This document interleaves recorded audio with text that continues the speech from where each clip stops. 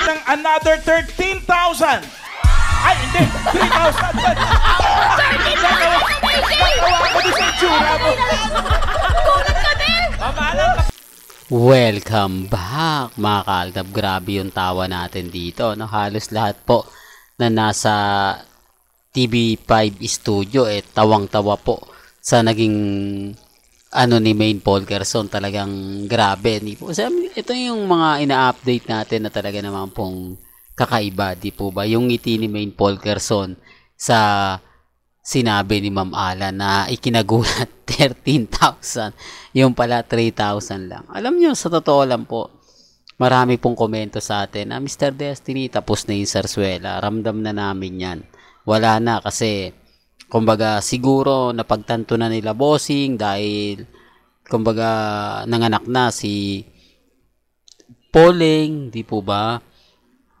Na kung titignan nyo, mga kaaldab, parang totoo nga po yung mga bali-balita, di po ba? Sinasabi ko lang po ito para lang po klaro.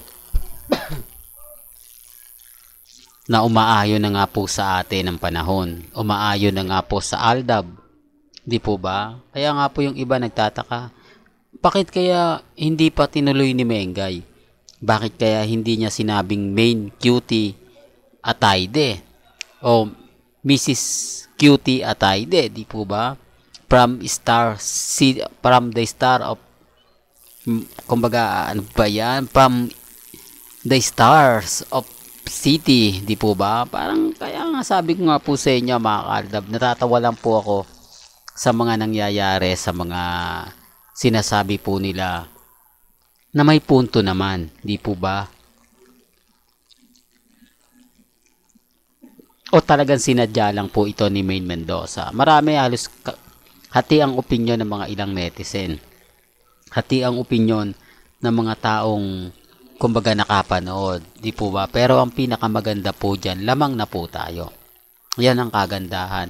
Kahit saan pong anggulo tignan, kahit ano po yung sabihin nila, kahit ano yung ipahayag nila, panalo pa rin po tayo. Kasi hindi lang po pwedeng sabihin na hindi ganun talaga sinabi ni Maine.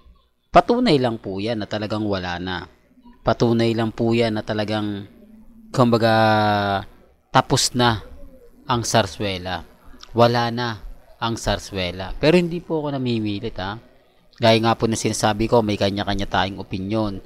May kanya-kanya tayong reaksyon. Hati po ang opinyon. Lagi kong sinasabi, lagi kong pinapaliwanag.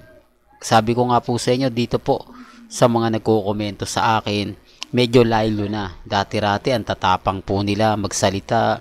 Dati-rati, yung sinasabi nila, nako, Mr. Destiny, bisis na yan, ganto ganyan. Ngayon, medyo nag-aalinlangan na sila. Ngayon, napapaisip na po sila. Di po ba? Tapos, sinasabayan pa ng iba. Bakit ganon? Parang ganito, yan tuloy. Pati yung Aldab Nation, tuwan-tuwa. Pati yung mga, kumbaga, mamis, mga dilulo, yung mga kulto, naglulundagan daw sa saya. Sabi ko nga, ito yung apektado sila, halatang halata. Hindi man po nagsasalita yung mga ibang army, hindi man po nagsasalita yung mga main fanatics, pero alam nila na parang may mali. Kasi ramdam mo Di po ba? Papasok na nga po ang February pero wala man lang paramdam. Hindi man lang nabanggit o ayaw talagang banggitin. Po pwede naman lagyan ng anggulo yun ni Henyo Master Joey De Leon. Di po ba? Pero wala nandun tayo sa point na ine-expect nila pero hindi naman po binigay. Inaakala nila na gagawin yun pero hindi naman po nagtagumpay. Ngayon, sino nga po ba yung paasa? Ngayon, sino nga po ba yung umaasa? Di po ba? At least ako nagsasabi ako. Hindi tayo paasa dahil pinapakita ko naman po yung mga ebidensya at resibo. Sila po yung umaasa. Yan po yung pagkakaiba ng umaasa at sa mga nagsabing nagpapaasa. Ako daw po nagpapaasa na may Aldab Nation pa. Na kumbaga may relasyon sila Mengay at si Alden. May anak po sila. Kasal po sila. Ang tawag nga po sa akin, paasa at kulto. Sila, yung mga armin ngayon, umaasa pa rin po. Umaasa na bukas sa makalawa, mag-post po na maganda at papabor po sa kanila si Congressman Arjo. Di po ba? Ito yung mga senaryo nga po na pinapaliwanag ko. Senaryo na mapapaisip din naman po kayo.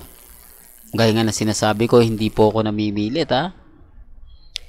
Kung ano po yung pananaw po nila, kung ano po yung paniniwala po nila. Sa ngayon mga ka-Aldab, nagbubunyi yung Aldab Nation. Maraming komento ko nakukuha na tama Mr. Destiny, tuloy lang natin. Lalo lang sila nang gigigil, lalo lang silang inis na inis. Totoo yan mga ka-Aldab. Ramdam ko na inis po sila. Ramdam ko na kumbaga komento ng ganto ganyan. Kasi ramdam ko mga ka-Aldab na napakarami po talaga nagmamahal. Marami po talagang Aldab Nation. Kaya pag sinasabi nilang konti na lang, hindi po ako naniniwala. Kasi tayo po yung nagtitrending eh. Di po ba? Tayo po yung kumbaga mabilis umangat pagdating po sa social media. Tapos sasabihin nila hindi, ganto ganyan. Huwag po kayo maniniwala doon. Basta tayo, kampante lang, matatag lang. Di po ba? Kaya sa mga nagsasabi na ganito ganyan, ako, Mr. Destiny, tapos na yung boxing, talo na kayo. Okay lang. Pag ganun po sinasabi nila, lalo na po sa mga delulo, kulto, paasa, okay lang po yan. Yan po yung mga salitang masasabi ko pong desperado. Yan po yung mga salitang paulit-ulit po na kahit sabihin nila na ganito, kahit sabihin nilang ganun, wag nyo na pong pansinin. Kasi ito lang po yung simpleng sasagot nila kapag marami tayong update. Ito yung sinasabi nilang pananggalang. Kapag wala na po sila may sasagot, kapag desperado na po sila, yung tipong talo na sila, yan ang sasabihin nila para makakuha ng simpatya. Para masabi na sila yung bida, sila yung maraming alam, sila yung pinag-uusapan, sila yung ganito ganyan, di po ba? Kaya nga po sabi ko sa inyo, may mga bagay-bagay po na mahirap nga po talagang ipaliwanag. Pero kitang-kita nyo naman po ang presensya ng Aldab. Kitang-kita nyo naman po yung mga kumakalat, pinag-uusapan, pinagpipiestahan. Ako nga po masayang-masaya eh. Lalo na nga po kapag ang Aldab ang pinag-uusapan, tapos tayo po yung namamayagpag, tayo yung bida. Sinasabi ko lang po ito para lang klaro. Sinasabi ko lang po ito sa mga baguhan at dumadaan po sa channel natin. Ang Aldab po hindi po nawawala. Ang Aldab po naandyan lang.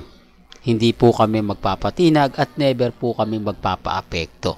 Sinasabi ko lang po ito para lang po klaro. Sa mga galit na galit, sa mga gigil na gigil, okay lang po yan.